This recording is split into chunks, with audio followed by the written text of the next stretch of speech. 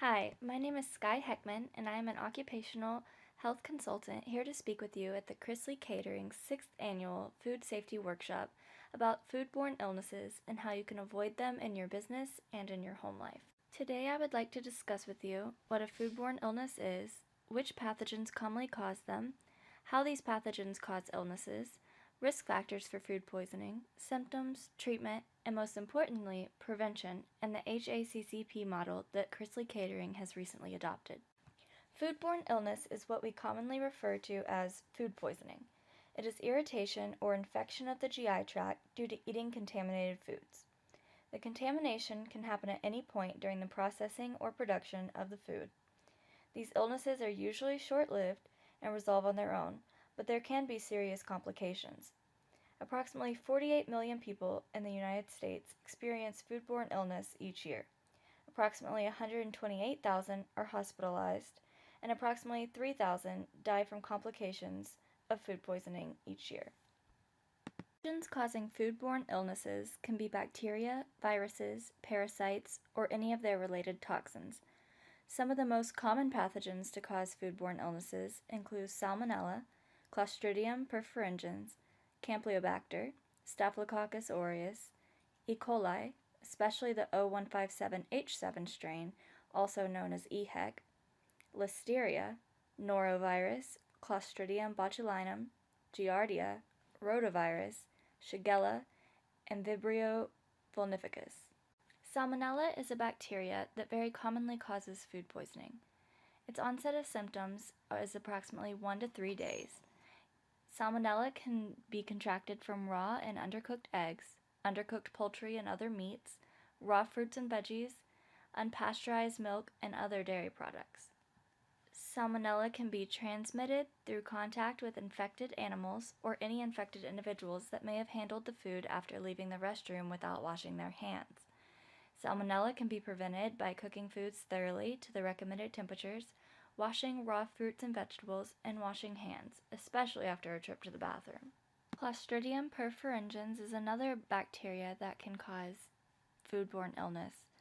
The onset of symptoms is usually 8 to 16 hours, and it's commonly associated with casseroles, stews, and gravies that are left at room temperature.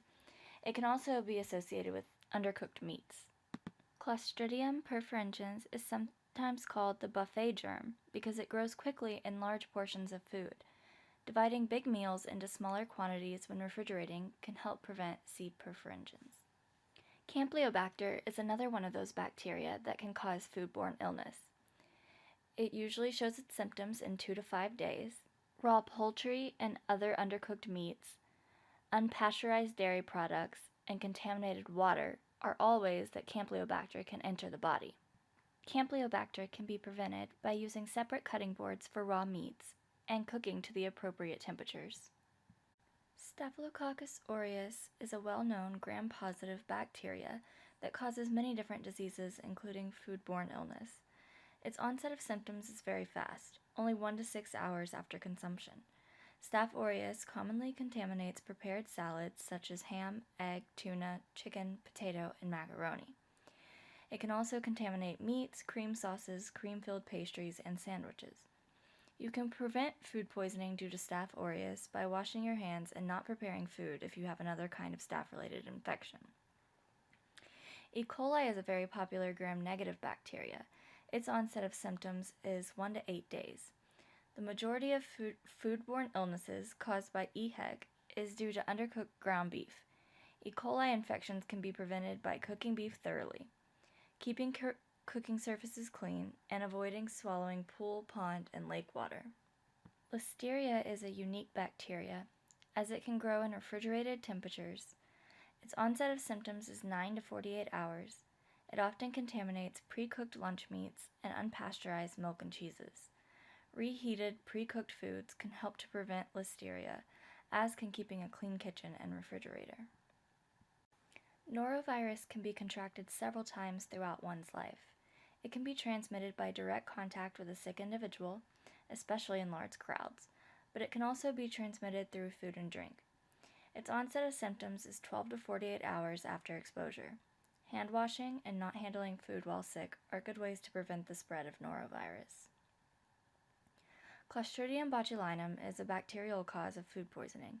Its onset of symptoms is 12 to 72 hours. C. botulinum is common in canned foods and can infect entire families when a contaminated canned good is consumed. Botulism is a very serious disease. Adults are infected by a preformed toxin, while infants can be infected by the botulinum spores.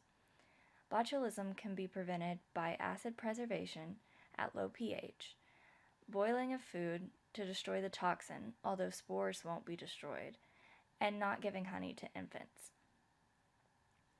Giardia is a parasite that causes foodborne illness. Its onset of symptoms is 1 to 2 weeks. Giardia can be spread fecal-orally, person to person, or through fecally contaminated food and water. To avoid Giardia, water should be filtrated and disinfected. Unsafe water should be boiled before consumption. Campers should avoid drinking surface water unless it can be filtered or boiled. Rotavirus is another virus that causes GI upset. Its onset of symptoms is 1 to 3 days. It typically lasts around 2 days and can cause severe diarrhea and vomiting. However, it usually self-resolves. Shigella is another bacteria that causes food poisoning. Its onset of symptoms is 24 to 48 hours, and it can present with some disturbing amounts of bloody diarrhea. It can last several days to weeks. It's important that drinking water is treated and hand washing is enforced for prevention. Vibrio bacteria can cause foodborne illness as well. Food can become contaminated with Vibrio through fecal exposure or through exposure to wastewater. It is also important that consumers do not eat raw or undercooked seafood such as mussels, clams, oysters, or scallops. Food should not be left out for more than 2 hours. Bacteria can multiply as much as 2 million in 7 hours if the conditions are suitable. Perishable foods need to be kept hot or cold. There is a so-called temperature danger zone that is between 5 degrees Celsius and 60 degrees Celsius. That's 41 degrees Fahrenheit to 140 degrees Fahrenheit. Bacteria grows very well in these temperatures. Our foods provide nutrients for the bacteria to grow. Meats and dairy products are particularly high risk. Water is also needed for bacterial growth. Bacteria have a harder time growing if the environment is too acidic or too basic. Unfortunately, a lot of our foods have neutral pHs, and bacteria can grow quite well. Some individuals are at greater risk of getting foodborne illnesses and of suffering from complications from them. Pregnant ladies, older adults, young children, and those with chronic illnesses are at higher risk. During pregnancy, metabolism and circulation are different than normal and may make a woman more susceptible to disease. Older adults are at risk due to the natural slowing of the immune system with age. Their immune systems are less likely to be able to prevent the disease and to fight it off, so they are prone to complications. Infants and children are also at risk since their immune systems are not fully developed. And finally, those with chronic illnesses such as diabetes, cancer, or AIDS have significantly weakened immune systems, making them extremely vulnerable. Some of the most common symptoms of foodborne illnesses are nausea, vomiting, diarrhea, stomach cramps, headache, and fever. More severe complications can arise when vomiting and diarrhea cause too much fluid loss. Fevers can get extremely high, and diarrhea can become bloody. These are the symptoms that might send patients to the emergency room. A lot of times, foodborne illnesses will resolve on their own within 48 hours. The best treatment is usually rest and lots of fluids. It is important that sick individuals replace the fluids, including the electrolytes and minerals, that are lost due to vomiting and diarrhea. If the vomiting and diarrhea are too severe and the individual is unable to keep fluids in the body, IV fluids in the hospital may be indicated to prevent dehydration. Antibiotics can be prescribed for certain bacterial causes of foodborne illness. Antibiotics are typically recommended as soon as possible for bacterial causes in pregnant women to prevent the disease from affecting the fetus. Listeria infections need to be treated with IV antibiotics in the hospital. Though it won't cure it, letting your stomach settle by withholding food and drink for a few hours could help with symptoms. And finally, rest. Foodborne illnesses can take a toll on the body, causing weakness and fatigue. It is a good idea to rest as much as possible until your body can fight off the illness. Earlier, we discussed a few specific things that can be done to avoid certain causes of foodborne illnesses, but there are several things you can do to avoid all foodborne illnesses in general. Washing your hands and avoiding handling food while sick will prevent the spread of disease.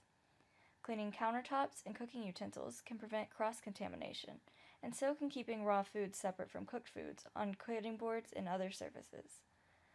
Cooking foods to a safe temperature, refrigerating promptly, and defrosting safely will prevent almost all causes of foodborne illnesses. But lastly, when in doubt, throw it out. It's likely that it isn't worth getting sick. The HACCP model stands for Hazard Analysis and Critical Control Point. It is a model that food businesses use to reduce the risk of unsafe foods. It is a concept focused on identifying and preventing hazards. Responsibility is placed on the manufacturer or distributor to ensure the safety of their food, and the government can oversee these businesses with more efficiency and effectiveness. These are the 7 principles from the HACCP model that Chrisley Catering and businesses all over the world have adopted. The 7 principles are: conduct a hazard analysis, determine the critical control points, establish critical limits, establish monitoring procedures, establish corrective actions, establish verification procedures, establish record-keeping and documentation procedures. These principles put responsibility where it is due and make food businesses safer and more efficient. I hope you enjoyed this talk and learned something about foodborne illnesses and how you can avoid them. I look forward to seeing you all next year. Thank you, and I will take any questions.